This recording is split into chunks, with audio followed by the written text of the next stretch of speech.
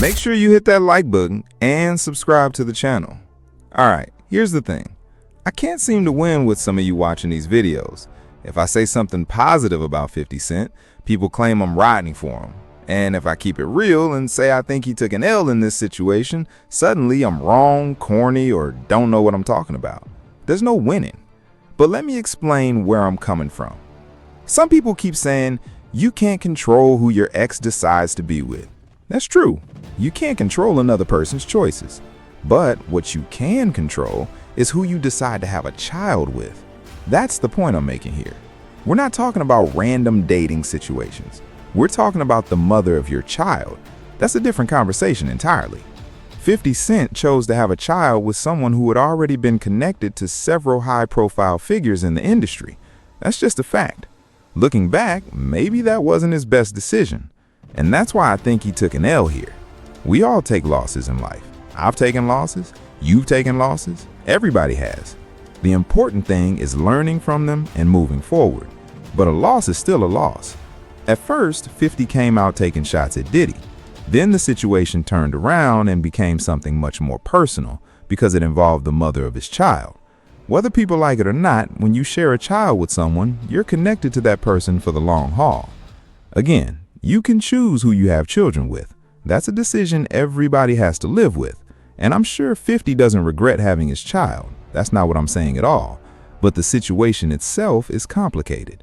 You can throw jokes and take shots all day long, but when personal relationships and family connections become part of the conversation, it changes the dynamic.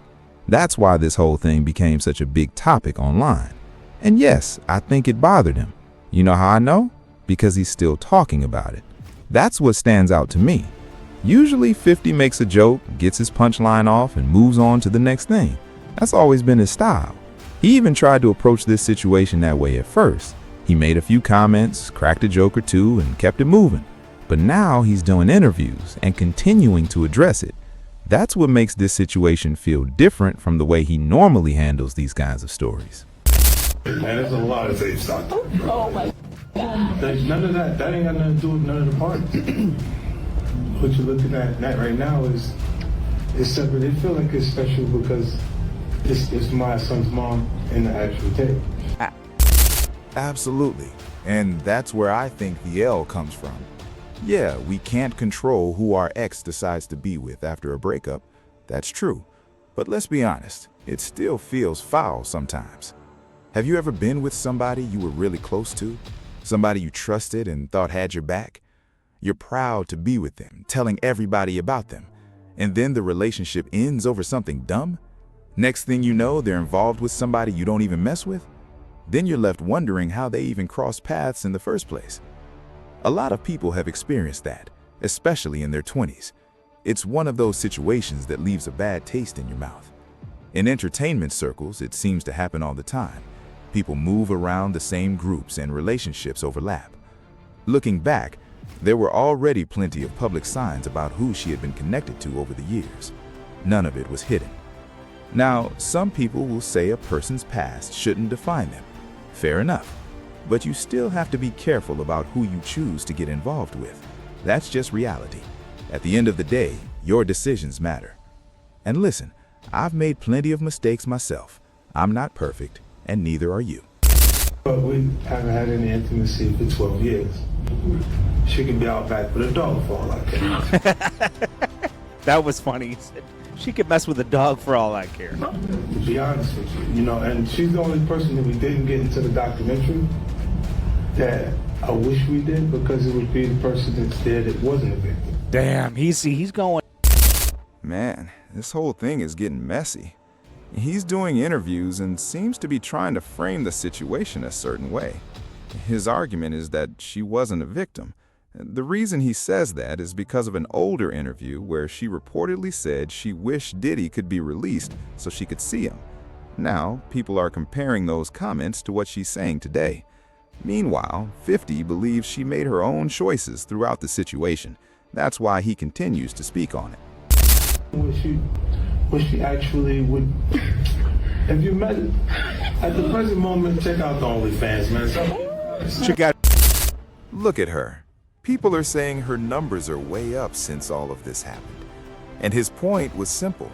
Some people will do almost anything if the money is right. He wasn't saying it only applies to women either.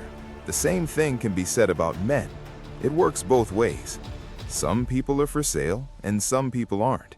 That's just the reality of it. Is it an L? Yes. So what?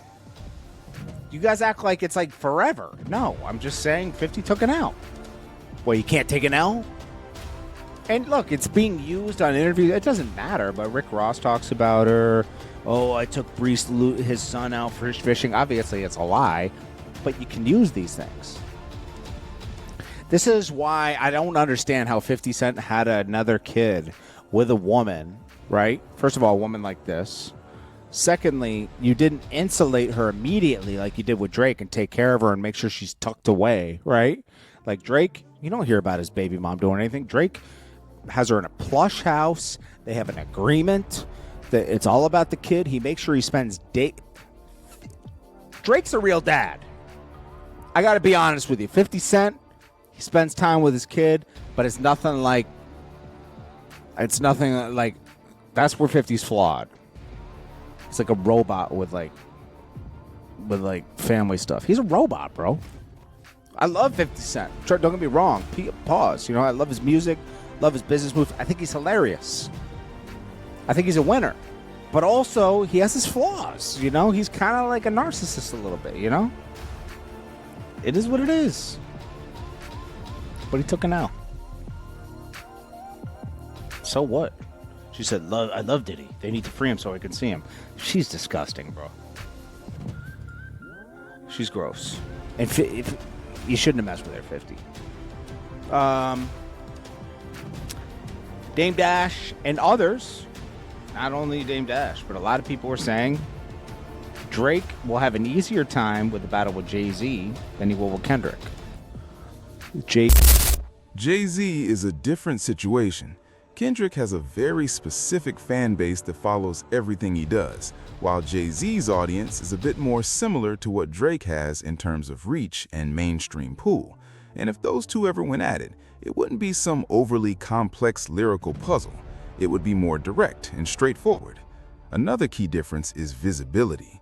Jay-Z is simply more public than Kendrick Lamar, and that alone gives people more to talk about. There's more history, more moments, and more material to analyze. Then you've got Tiara Mari. This is the same Tiara Mari who still owes 50 Cent money from their court situation after legal fees piled up. Someone brought it up during her first live back, and she quickly responded by saying not to mention it or she would block people from her page, and that was pretty much that. Now Dame Dash is still speaking on Jay-Z. In his latest comments, he said Jay-Z isn't ready because the verse wasn't good. I wouldn't call it trash, it just felt a bit different from what people expected. At the same time, it's clear Jay-Z is paying attention and likely ready to respond. Some people even believe he still wants to be seen as #1 in rap, and Dame Dash has echoed that idea, saying he can't fully step back and just accept his legacy. A lot of people also focused on the way it was delivered. Whether it was the presentation, the look, or the overall energy, many felt it came off more performative than natural. Nobody was surprised that he responded. That part was expected. It was more about how it was done that got people talking. Then Dame Dash took it further with personal shots, and that's when it turned more into jokes than serious critique. If you want to see the reactions, Black iTunes even turned it into a cartoon, which is actually pretty funny. And for the original source, Art of Dialogue is where the interview came from. We'll get into the Lil Durk situation in a minute.